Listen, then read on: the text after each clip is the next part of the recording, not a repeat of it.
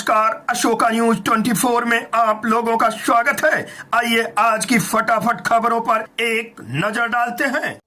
अज्ञात वाहन के चपेट में आई चाची भतीजी गंभीर रूप से हुई घायल। जनपद भदोही गोपीगंज कोतवाली क्षेत्र के अंतर्गत नगर के राष्ट्रीय राजमार्ग चौराहे के समीप सड़क पार करते समय अज्ञात वाहन की चपेट में आने से चाची भतीजी घायल हो गई। घटना के बारे में बताया जाता है कि गोपीगंज नगर के पश्चिम मोहल निवासी भूमि अग्रहरी 22 वर्ष, पुत्री विजय तथा पूनम 35 वर्ष, पत्नी विनोद अग्रहरी बाजार में कुछ कार्य से आई थी, जहां से घर जाने के लिए जैसे ही राष्ट्रीय राजमार्ग पार कर डिवाइडर से ऊपर चढ़ने वाली थी, उस दौरान प्रयागराज से वाराणसी की ओर तेज रफ्तार अज्ञात वाहन से धक्का लगने से दोनों सड़क पर गिर पड़ी। टक्कर से जहां चाची पूनम मामूली रूप से गंभीर हुई, वहीं भूमि को सर में गंभीर चोट आई। घायल अवस्था में स्थानीय नागरिकों के सहयोग से दोनों को गोपीगंज स्थित सामुदायिक स्वास्थ्य केंद्र में उपचार के लिए भर्ती कराया गया, जहां उपचार के बाद हालत गंभीर होने पर भूमि अग्रहरी को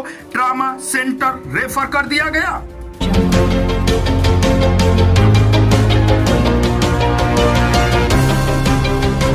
जनपद भदोही दिनांक 9 फरवरी 2025 को विगत दिनों थाना औराई अंतर्गत चोरी की 2 घटनाओं को कारित करने वाले गिरोह में शामिल 3 वांछित अभियुक्त चढ़े पुलिस के हत्थे।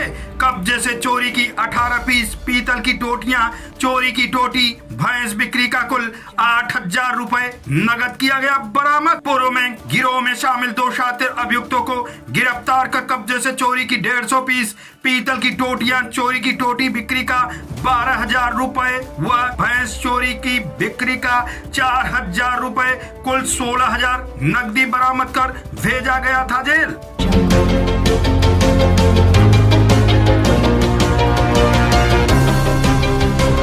ऊंचा नारा स्वच्छ रहेगा पर्यावरण तभी स्वस्थ रहेगा जीवन। साइकिल चलाना स्वास्थ्य के लिए सबसे बेहतरीन व्यायाम।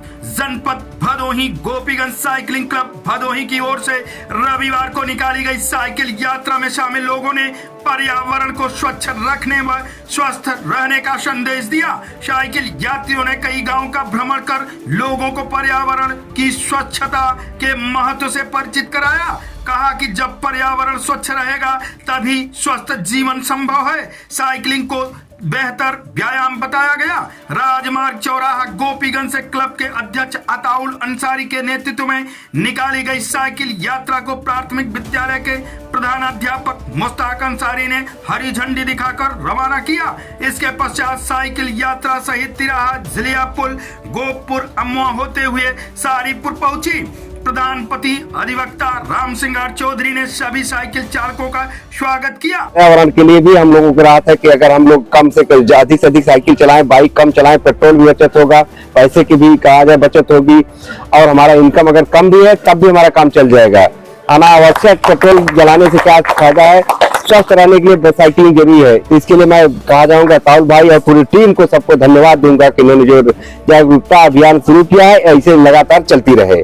यही हमारी शुभकामनाएं हैं पूरी टीम को। योगा कर्मसु कौशलम, अगर हम कुछ ना कुछ करते रहते हैं तो हम निरोग रहेंगे, और स्वास्थ्य के प्रति अगर हम जागरूक नहीं हैं तो ये सबसे बड़ी समस्या है।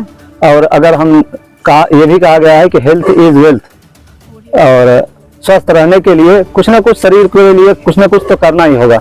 और जब हम करते रहेंगे, और उसमें सबसे सरल ये है कि साइकिल चलाया जाए, सूर्योदय से पहले उठ जाएं और उसके बाद साइकिलिंग करते रहें, तो हम भी स्वस्थ रहेंगे और पर्यावरण भी स्वस्थ रहेगा।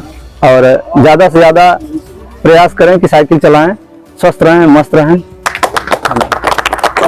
लोग सुबह उठे, साइकिल चलाए, योग करे, शरीर के लिए कुछ ना कुछ करे। हमारे ताउल सर जी जो कि विगत कई सालों से लगे हुए हैं, पूरी टीम को साथ लेकर चल रहे। भदोही जनपद में कई वर्षों से, अभी आज तक पूरे भदोही जनपद में ऐसी कोई संगठन नहीं है कि लोगों को जागरूक करती हो, सुबह उठने के लिए कहती हो। हम पूरे भदोही जनपद वासियों को यही संदेश देना चाहते हैं, भदोही साइकिलिंग क्लब से जुड़े और भदोही साइकिलिंग क्लब को आगे बढ़ाएं।